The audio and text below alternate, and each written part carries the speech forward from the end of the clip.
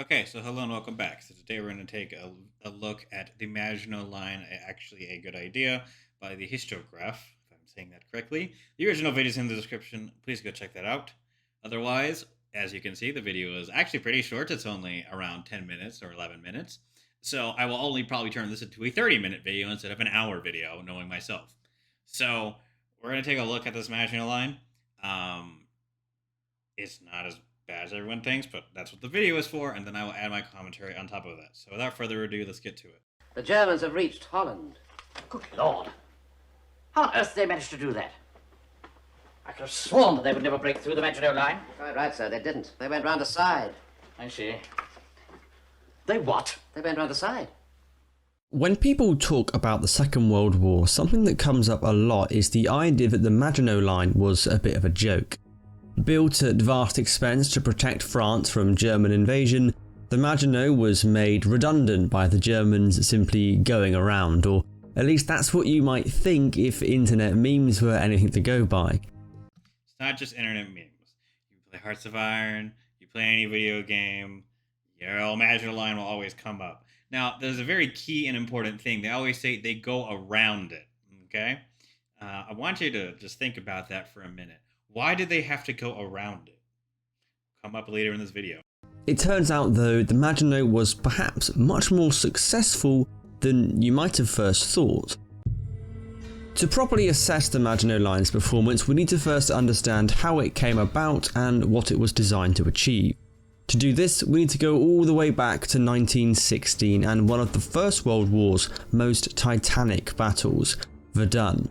Here for 10 months the French went toe-to-toe with the full might of the German army, and at the cost of over 400,000 men she had won.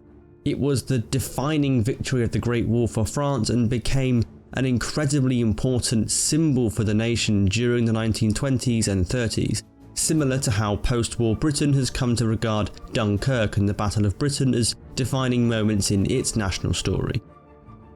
As well as this, the French military drew a number of lessons from its experience at Verdun. Yes, before he gets into it, Verdun was one of... So basically, the whole plan of the German side of Verdun was attack a position that France has to hold no matter the cost, because it is very strategically important to them, and it's French soil. The Germans chose Verdun. Verdun became one of the largest battles, continuous meat grinders that it was, for both the German and the French army in the entire First World War. If I remember correctly, it was the biggest battle for the French. I don't believe it was so for the Germans, but I could be wrong. There could also be for them. But to give you some statistics, or just some notes you can do, the German army continued to send divisions until it basically died out. When the division died out, I mean, it actually just died out. They just stopped existing. Like if they had 10, 20,000 people, they were down to 1,000, and then they'd be like, all right, bye, pull them out, and then send a new division in until they were grinded down completely, okay? That's going to lead to morale problems on the German side. And then the French side, they did somewhat similar, the opposite. They kept rotating units into Verdun. So the entire French army fought at Verdun. Now that might seem crazy, but it's really not when you think about them continuously rotating divisions in and out of Verdun. So if you were in the French army, you had a very high chance of going to Verdun at some point during this battle. And the battle lasted a very long time, a couple months. And yeah, so this is one of the things that actually is going to lead to the French mutinies in, I believe, 1917 and 1918. Could be 1916, actually. But one of the things is we are literally dying charging machine guns, and this is stupid. This is retarded. That's what the soldiers were thinking at the time. But I could get into the French mutinies later, and maybe I'll watch a World War One from the Great War channel on that. But just know that Verdun is a contributing factor onto why the French mutinies happen. It is such a bloody battle for France. And France does actually win this battle at great cost to themselves. So this is a very important battle for the national spirit of France. That is why General Pétain, okay, he's called the Lion of Verdun because of this battle, because he actually, quote unquote, won it. Now he tried to use a similar strategy later. Germans adapt and he gets a lot of people killed, blah, blah, blah, blah, blah. Anyway, so that's just an idea of how important this battle was for both sides of World War I. First and foremost, the value of strong fortifications. Throughout the battle, forts played a key role. For example, Fort Vaux, which held up an entire German army corps in the opening days of the battle, or Fort Douaumont, which the French lost and then had to spend tens of thousands of lives to get back. Now, this is something that, particularly in World War I, as you say, Fort Vaux and then Fort Douaumont. I'm saying it, Douaumont. But basically, as you say, Fort Vaux held up an entire corps with basically the 14th Infantry Division from France. Okay, that is kind of insane. A corps is really, it can be whatever number you want, but we're talking around 30 to 50,000 people here from a division that's maybe 10, 20,000 at strength. So yes, defenses have a very in-depth place, and these defenses actually weren't. They were good, but they were outdated. So they weren't exactly like the creme de la creme of defenses. At least I don't think so. At least by 1914 standards or 1916 standards, the war changes things. But they were still good defenses on good positions. Okay, and again, as I said, the French had to spend a lot of blood to take these fortifications back. And fortifications, what they basically got out of this was fortifications are very good on defensive terrain for fighting a larger enemy other than you. They don't buy you, the ability to win, but they allow you to cause enormous casualties on the attacking side, especially if you're holding good ground. Lives to get back. These enormous fortresses, too well armoured to be damaged by most artillery, were so influential at Verdun they seemed the ideal way to hold the Germans back in a future conflict. In addition, forts were useful as strong force multipliers. They could enable smaller numbers of French troops to repel attacks by larger numbers of Germans. This was especially useful for France considering the terrifying demographic disadvantage that she found herself confronted with after the war. In 1919, France had a population of 39 million compared to 59 million Germans. What's more, Germany's population was growing at a much faster rate than France's. In 1935, when those... Okay, so I'm going to pause it there before we continue. So, another one of the things about the defenses at Verdun is also the fact that the story is a German company of engineers were able to take a fort, basically of a couple hundred guys, because it was literally suicide for them to, rush the fort, and they did so, and they were able to storm it. But that's besides the point. You also need to take into account, as he's talking about population numbers, not only the fact that Germany's population is, bigger than France's in 1919, even after, I don't know if this is technically when the treaty takes place, the Treaty of Versailles, obviously, because the war, I don't know when that number is, let's put it that way, because Germany loses a lot of land, okay, I don't know if that's 59 million after the treaty, I'm going to assume that is, okay. So 1919, you also have 39 million population of France. What is not accounted for here is the fact that France disproportionately lost a very high number of its young male population during World War I. France suffered enormous casualties during World War I to hold and defend. Okay, so the meme of France surrenders all the time is fantasy. They were bled dry almost from World War I just from their male population. So this is going to be a recurring problem. Even for the Soviet Union after World War II, they had this problem too. Basically, all the young men are dead. So what this leads to in France is basically full employment. Now, you may think that that's a good. That's not. You have to ask an economics advisor on very specific details. But basically, if you have full employment, it means that there's not enough people to fill the job positions that are available.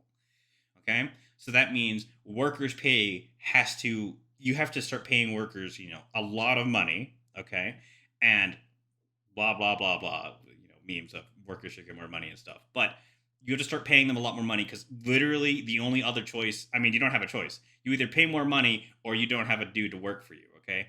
And this also leads to the population. So that's the full employment problem, okay? That's why full employment is actually not good. It's usually they like to have a 3 to 5% unemployment rate. But on top of that, all the young males are dead, which means that they don't have kids, okay? And this is going to happen in a generation, okay? So 1929, Okay, there's not as many men as there. So that's the problem, right? 1939. Again, there's not as many people being born as should be born because all the people that were going to have families are all dead. Okay, and this is going to be a recurring problem for France. They're going to have not enough people going forward to fulfill their military needs and their economic needs. In 1935, when those born in 1915 reached conscription age, France could expect 184,000 future soldiers. Germany could expect 464,000. That is a disproportionate number, as you can clearly see, okay?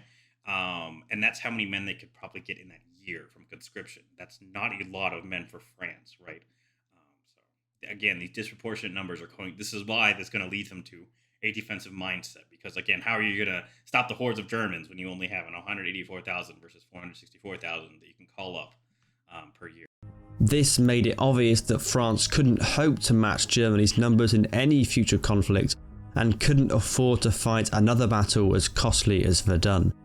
Large-scale fortifications, even greater than those from the First World War, provided a potential solution to this.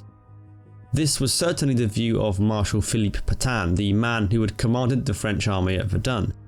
Pétain argued that a continuous line of forts along the entire border with Germany should be built. Appointed Inspector General of the Army in 1922, he was influential in driving French military thinking towards what would become the Maginot Line. By the 1930s, France's politicians had been convinced, giving huge majorities in the French Parliament to begin construction of the line on January 4th, 1930. Costing 7 billion francs and taking 5 years to complete, the Maginot would be named for the incumbent Minister for War during 1931, André Maginot. It was a truly formidable defensive barrier. Up to 12 feet of concrete encased its largest bunkers, housing a vast array of artillery, mortars, anti-tank weaponry and machine guns, all with interlocking fields of fire. It had the effect of making any German advance into Alsace virtually impossible. Of course, the Maginot stopped once. So we're going to stop there. Okay, there's a lot of stuff to go over real quick. So Pétain pushed for this, okay? He got his way. He was a very popular war hero after World War I, okay? He realized the problem. This is the solution. So you also have to take into account, as he said, that there was 12 feet concrete, artillery positions, interlocking fields of fire. In some sectors, that was the case, okay? He'll probably go over, there's different sectors that were defended by different things. Just know that this was not a continuous line. There were forts in key positions that were like that, but they were, just sentry positions in others, okay? It was basically clear. But basically, this border, so Alsace-Lorraine, which is this territory that France won back, won back after World War I, is the easternmost bit of France that is exposed and is probably going to get hit, okay? Because this is Belgium. We'll talk about Belgium in a minute. But this is completely, basically, if any army comes through here, they have to go through the Maginot Line. Now, he mentioned it's virtually impossible. That is not true. The Maginot Line, if you look at the World War I channel, and you talk to the curators from the Maginot Line themselves, Maginot Line was meant to delay a German advance into France for 30 days. That is it. It was meant to hold out for 30 days. That was going to give France enough time to build another line behind it or send reinforcements into the zone. That's all it was meant to do. 30 days. Not be impenetrable, 30 days. That's an important distinction to remember here, okay? Going forward. So, with that. Oh, also, the politicians of France. I don't like the politicians of France. I'll be very candid about this. During the 20s and 30s, one of the main reasons France fell in 1940 is because of the politicians. So, long story short, politicians don't like giving the army money, really anything. Specifically, communist politicians and socialist politicians, okay? Because they didn't feel that the army could be trusted.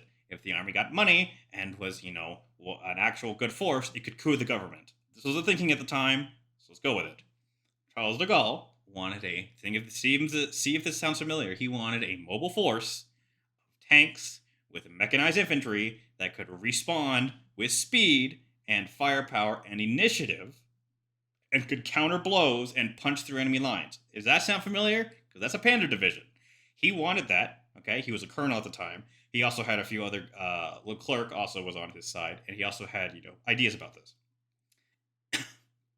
Very simply, there was no way that was ever going to happen in France because of the fear of the coup. They also appointed a lot of officers, again, that were political appointees. You may ask how that's possible. Very simple.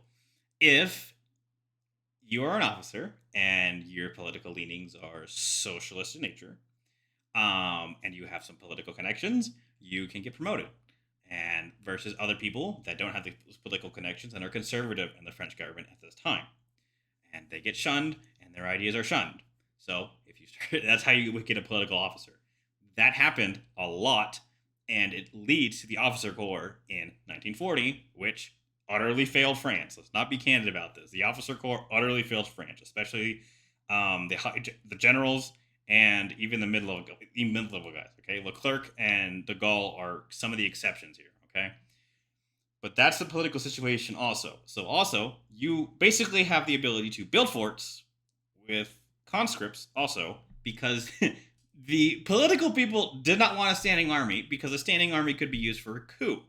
So, in order to counter this, they thought, again, comradeship and socialism. So, if you're all conscripted together, you will not, you're not there forever, so you're not going to be loyal to the army, so you're not going to coup the government. So, this is why they prefer to use conscripts.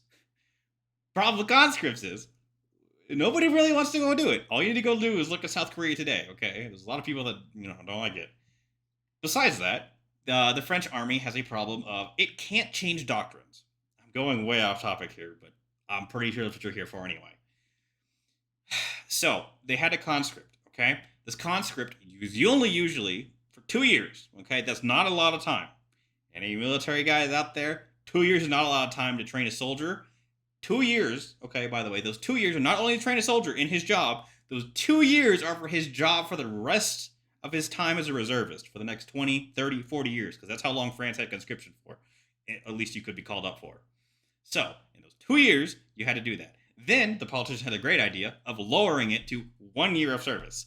You can't train a dude in really good in a year on what his job is, and then he gets out and he basically unlearns everything, and then is called up annually for, refreshment training for, a weekend. It's not going to work. But that's the idea. A conscript army won't coup the government. So, you have a conscript army, and you have a defense mentality. Basically, you can build defenses, and you can have a conscript army. That is it. So, you're starting to see the problems here that are going to be emerging on why this plan will not work.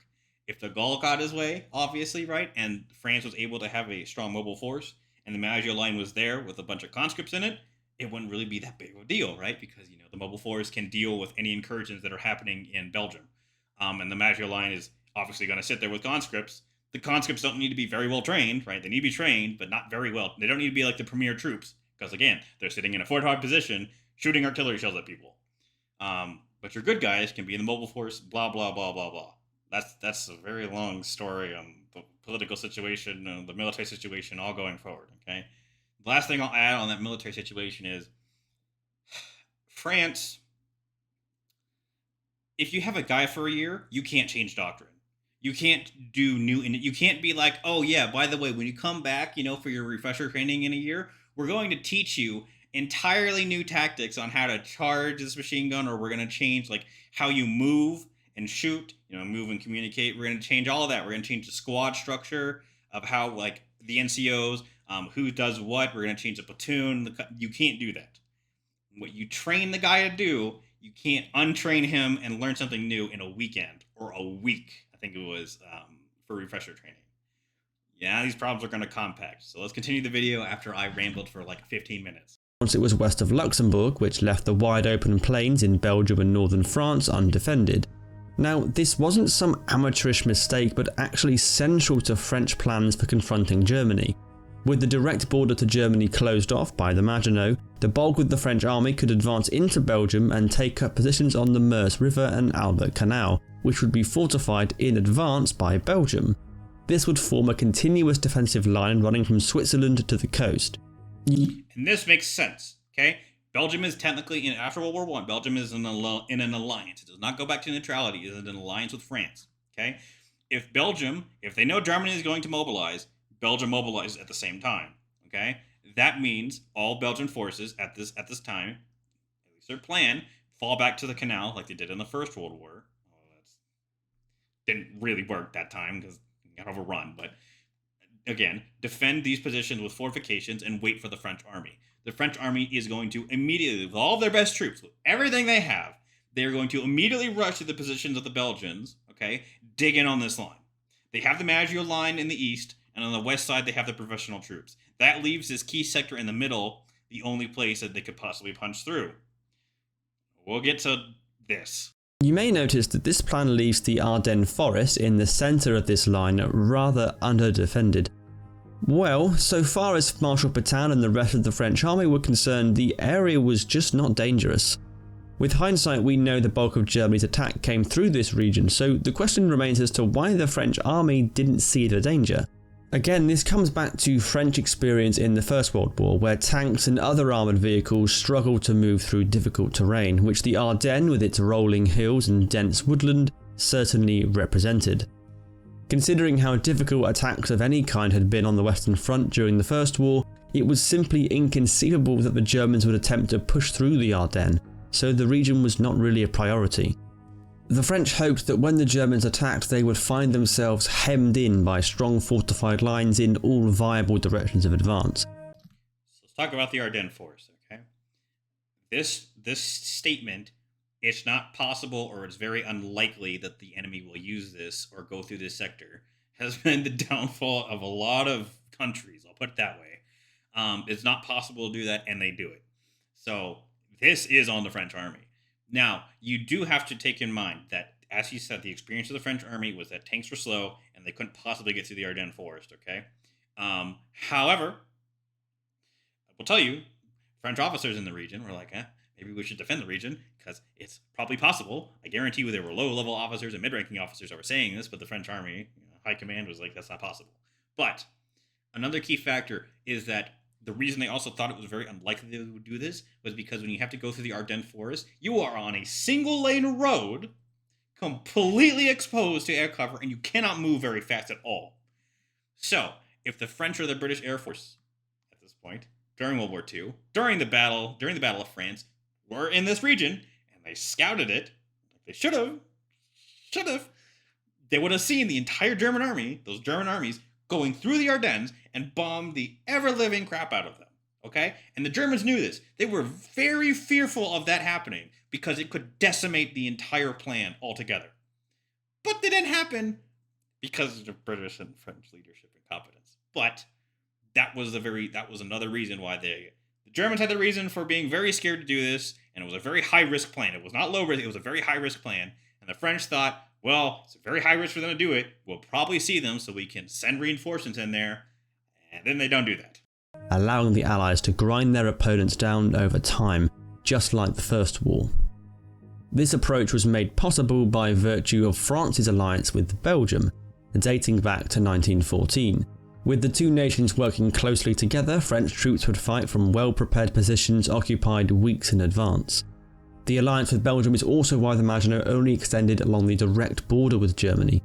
To extend it all the way to the coast and then hide behind it would be to sell the Belgians out, abandoning them to occupation. And that is true. You have to think of geopolitics here. It's not a war game. You can't just be like, oh yes, we'll just give up half our territory because it's better to... No. Geopolitically, you cannot build a line continuously and be like, yeah, Belgium, we'll come help you. And they look behind them and there's just this wall of fortification and troops just sitting there. So, again, this is a kind of early form. This is basically just an alliance. It's not NATO or anything any similar to that. It's just an alliance between Belgium and France. But again, fighting in defensive positions, Maginot Line is going to do its thing. The French army and the Belgian army are going to do their thing in Belgium. The Germans, they're just going to be grinded down because they have to fight through defensive positions that both armies are being, that the French and the Belgians are holding. Instead, when the Maginot was finished in 1935, it formed part of a wider strategy for holding the Germans back. It's the southern end of a network of defensive lines with the Ardennes, an impervious natural barrier, at its centre. Unfortunately, within 12 months of the Maginot's completion, this entire strategy would be in ruins. On March 7, 1936, the German army marched into the Rhineland in a flagrant repudiation of the Versailles Treaty. It was a direct challenge to France and technically grounds for an intervention to uphold the treaty. But neither France's politics... Before he gets to that, it was not only a violation of the Versailles Treaty, everyone that signed the treaty, the United Kingdom, Belgium, France, they all had a cause to go in there and declare war on Germany immediately because of this violation. This was a huge violation of the treaty. Okay? France fought very hard for them to not occupy the Rhineland with military forces after World War One. One of the main things they had, okay? So everyone in the alliance, the Entente Alliance, had a cause to declare war on Germany at this point. Now, the Soviet Union, it's not really Russia, blah, blah, blah. Britain, France, mainly, both had very good reason to go to war with the German Reich at this point, okay, in 1936. Hitler was very fearful that this would happen, or that the French would respond in some way or massive way, okay? He even ordered that at the first sign of French troops, everyone pull out of the Rhineland. That's how fearful he was that there would be a response. If there was no response, just sit there. That was his thing. If France does anything, or the Entente does anything, you pull out immediately. Because in 1936, when in fact, the German army was not very big. It was very, very tiny. France's army and the British army were very, actually big at this time compared to the Germans in 1936. Now, this will change by 1939, okay, in 1940, so. Politicians, and especially not Britons, were prepared to go to war over Germany moving troops around inside her borders, so the German action was allowed to stand. Now, this is true. This is the appeasement strategy of the time. It was technically a treaty violation. However, are you going to really risk killing thousands or hundreds of thousands of men over Germany moving troops in their own borders? No. Just a simple answer, no. France politicians have already gone over, were inept at the time. The British did not want to intervene at all anyway. So this was allowed. However, not only does this throw off the Maginot Line, because the entire point of the DMZ, demilitarized zone in the Rhineland, was for basically that if Germany ever declared war on France again, it would take them a week or two to move forces into the Rhineland, okay, and then be able to attack France. This gives France time to build up its forces. France also had the option to just straight walk into the Rhineland, okay, because France did occupy the Rhineland after World War One for economic reasons, okay. Technically, they still could by the Treaty of Versailles. Did they? No. But they could have also stationed forces in the Rhineland because technically German forces weren't allowed there and French could just go in there. But basically, if the Germans have to move into the Rhineland, France can also fight in the Rhineland. That's another reason they wanted DMZs to fight in German territory instead of French territory. However, when Germany moves into the Rhineland, now they have an ability to strike both Belgium and France from positions that that France and Belgium did not want them to have after the First World War because of what happened in the First World War, basically, because Germans were able to swoop in very fast from the Rhineland. They wanted to avoid that, but again, the French and the British let it go without really a fight. I mean, they're moving forces in their own country, so. What wasn't immediately obvious was the effect this had on Belgium's new king, Leopold III. Confronted with German troops again on Belgium's borders and France seemingly unwilling to do anything about it, the Belgian monarch reconsidered his foreign policy. On October 14, 1936, Leopold revoked the Franco-Belgian Treaty, broke the alliance and returned his nation to the policy of neutrality she had adopted prior to 1914. Okay. I'll just say straight up, that's a stupid idea. It is not armed neutrality. He said neutrality.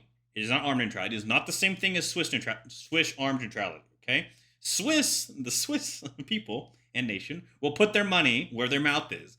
They will raise up their army and they say, if you violate our sovereign territory, we will fight you tooth and nail for this. That's why nobody bothered with them. Also because, mountains. But the Belgians, no. The Netherlands, no. Neutrality. Neutrality without an armed defense is like saying, please don't attack me. I am not coming in. Oh no, you're breaking into my house. What will I do? oh no, versus if someone breaks in your house and you're like, oh no, why don't you meet my friend over here, Mr. Machine Gun, as I mow you down? It's a little different. So so when he pulls out, not only does he doom his own nation, he also technically dooms France at the same time. Because what happens? Well, fun fact: the Germans will do the exact same thing they did in World War II, in World War I, which is go through Belgium. Can't possibly see that happening, and they also go through the Netherlands this time too. But I can't possibly see that. Possibly see the Germans walking through my territory again. Anyway. So when they pull out of the alliance, they also pull out of the ability for France to mobilize its forces when Germany would mobilize, because again, the entire Polish campaign had to happen before the Battle of France. Okay, just think about that. And French forces during that entire time could not walk into Belgium. Think about that. If France and Belgium were at war with Germany in 1939, this war would not have gone the way it did. I'll tell you that right now. Because Belgium would have been allied to France, they could have moved forces to defend the river. Not only that, you have to get over the fact that the French army was inept.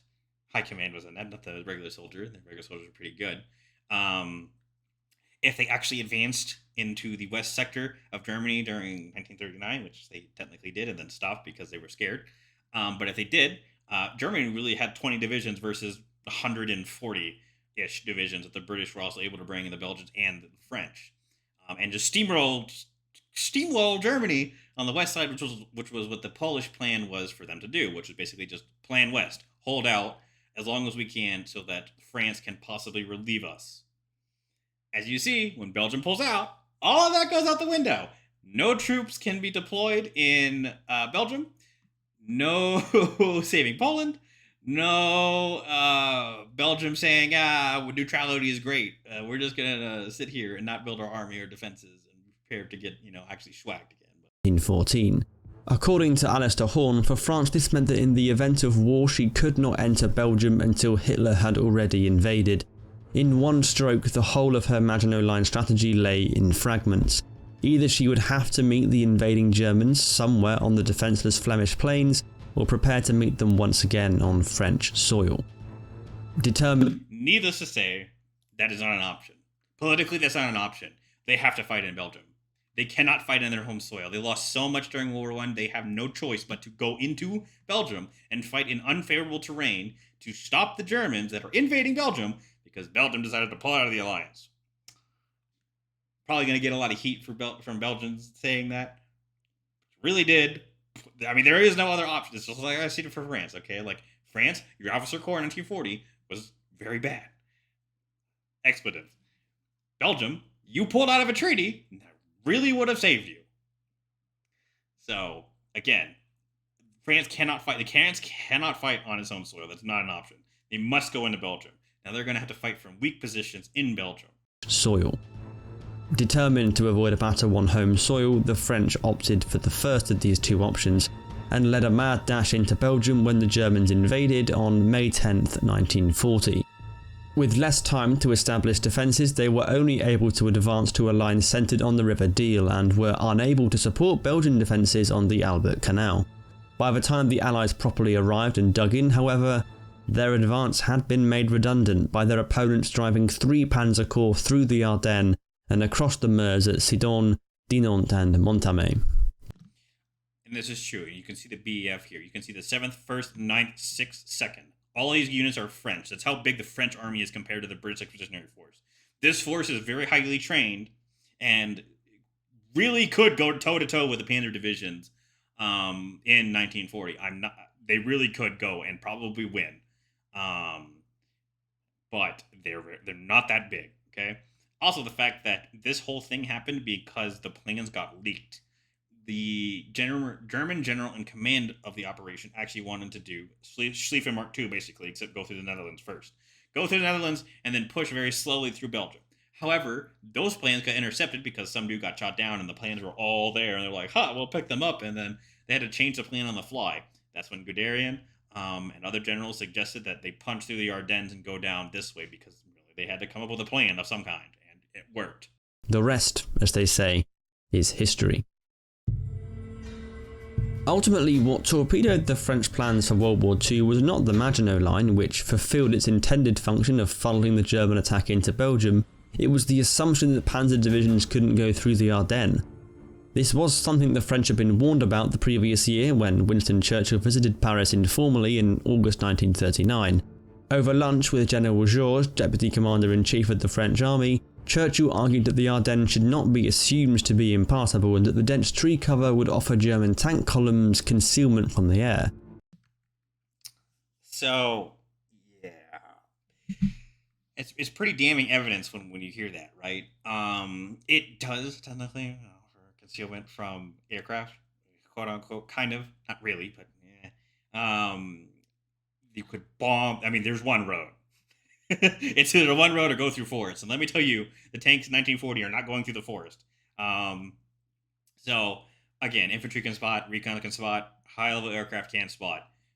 Bombing them was a very real risk that the Germans were trying to avoid at all costs. As you said, Winston Churchill was talking to the French High Command, Deputy French CNC Commander-in-Chief, and said, hey, maybe you should, I don't know, defend the Ardennes because, I don't know, the Germans can go through there. The French High Command under Maurice Gamelin disagreed, but it wasn't unreasonable to do so, not least because it was incredibly risky for the Germans to pile into the Ardennes in the way they did. Not only did the Germans struggle with vast traffic jams, their tanks were also spotted several times by Allied air reconnaissance, though the reports were discounted as impossible by Gamelin. I don't like Gamelin. I'll be very frank with you. I don't like that man. I don't like that man. I don't like that man. I say the same thing about Douglas MacArthur. I don't like that man. I don't like that man. I don't like that man. But Gamelin is a special person in my heart. He ignores reports. He doesn't have a radio because he doesn't believe in them.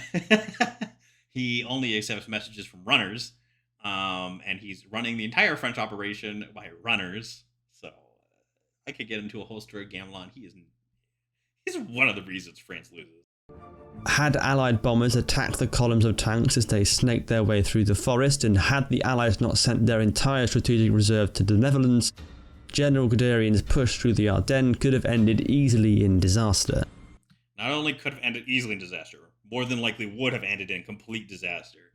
If the French read the reports and like, oh wow, they're coming, or sent reconnaissance and be like, oh wow, they're coming, bombed the ever-living crap out of them, or they didn't send their reserves into the Netherlands, or Belgium didn't pull out of the alliance. There's a lot of things they could have done. But when we talk about the Blitzkrieg of 1940, we sometimes forget that the German plan had its flaws just as the Allied ones did, and that Germany needed a hefty slice of luck to go with its boldness in order for the panzers to succeed in such a dramatic fashion.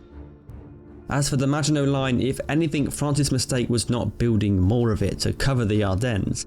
It was a sensible attempt at trying to contain a resurgent, remilitarised Germany, and if other parts of the plan had performed as intended, it may well have succeeded.